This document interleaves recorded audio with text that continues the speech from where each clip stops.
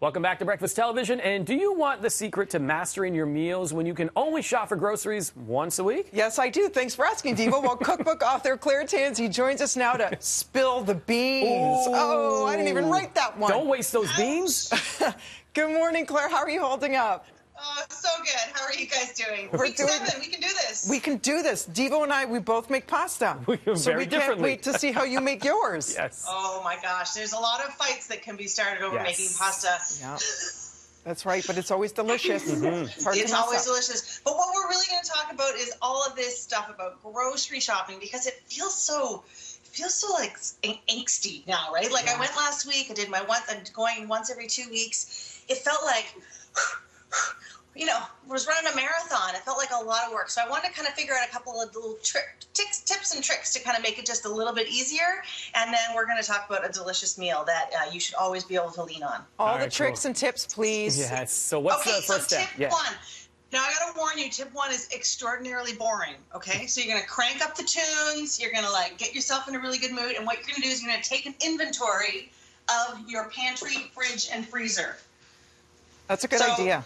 You're going to go through, you're going to figure out, what do you got? Oh, you know what? I got 4 cans of tuna. Great. I got 2 cans of this. I got all that stuff. You're going to write all that stuff down. You're going to do the same in the freezer and also in the fridge. So that is step 1. Extremely boring, takes about an hour, but once that's done, you're golden. You're in good shape. Thomas, careful. Sorry, my son's on the hot stove. You know. Oh my gosh. Okay. We're going to be careful while doing this. Yeah.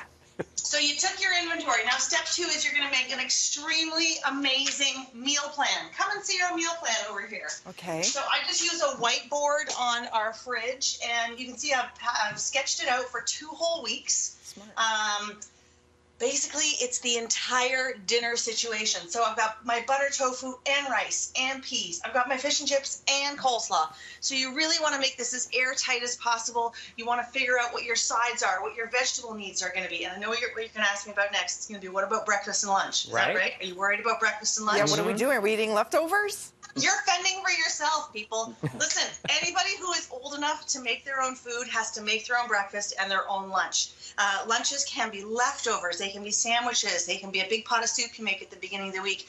Breakfast, guys, let's keep it simple. Toast, cereal, oatmeal.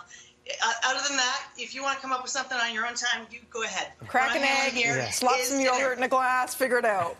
Exactly. Now, one key I want to show you here. Tonight's Monday night for us. We always have scraps on Monday night. You've got to have a leftovers night in your weekly plan, because either you'll have leftovers or you're going to lean on your backup plan, which is what I'm going to show you next. All right, let's get to the backup plan. This is where the pasta conversation comes in, right? Exactly. Now, the thing with a backup plan is a meal that is made entirely of pantry staples that you can have on hand at all times. So this beautiful garlic spaghetti takes a box of pasta, a little bit of garlic, some butter, and some Parmesan. You've got that on hand, right, guys? We sure do. We just had a debate as to whether butter belongs on pasta, so you better convince me, Claire. You butter convince her. You better believe it. Yeah. I like a good aglio olio, which means garlic and olive oil. So, okay. What if I make everybody happy and I do both? Okay. Ooh.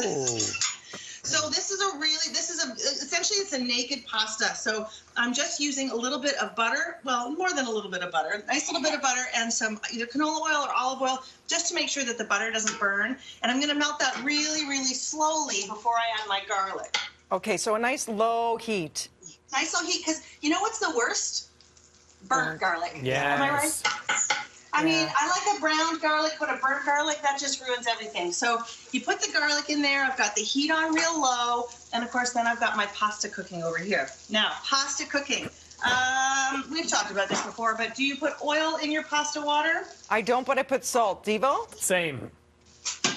You guys both win. You guys both get gold stars. Yes. Tons and tons and tons of salt, but no oil. If you're putting oil in your pasta water, you're just throwing oil down the drain. Now, one of the things I love about this is that I'm not even going to drain the pasta. I'm going to just transfer it directly out of the pot and into the pan. Now, while that's happening, should we put in some chili flakes in here? Anybody? Yes, please. Kick it up. You know, this is really customizable. You can add frozen peas if they happen to be in stock in the grocery store. You can add whatever you want. And this doesn't have to be garlic spaghetti. It's whatever your backup meal is. Stuff that you have in your pantry at all times. Now, while we're talking about that, after you make that meal plan, you're going to want to make yourself an airtight shopping list. Organize it by department in the grocery store. I got my produce, I'm going to write it down, my bakery, meat and frozen, dairy, all my dry goods. You're going to fill this out so that you can get through that grocery store with one clean sweep, and you're not going to have to be like going all over the place like a hummingbird trying, oh my gosh, I forgot the buns, I got to go back to the bakery. You're aiming to go one clean sweep through the store and then to be done with it for 2 weeks. I know it sounds like a ton of work, but it's just so much easier on your whole future life. For the next 2 weeks, you're not going to have to worry about what's for dinner. You're not going to have to worry about getting to the grocery store. You are going to be in such good shape.